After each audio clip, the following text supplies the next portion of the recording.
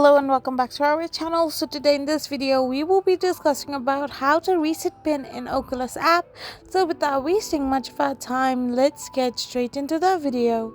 So to reset pin in Oculus app, all you need to do is simply tap open the app itself. So once you have opened the app, you need to now simply tap on the menu option, which is the hamburger like icon on your page. So once you've selected it, simply select the settings option, and from there you can find the reset meta quest pin. So simply tap on it, and once you have done this, you will be redirected to this interface where first of all you need to set the pin of your account, and once you have created the pin you need to save it, and to change this pin you need to now type in the current pin and the new pin, and you need to confirm the new pin as well.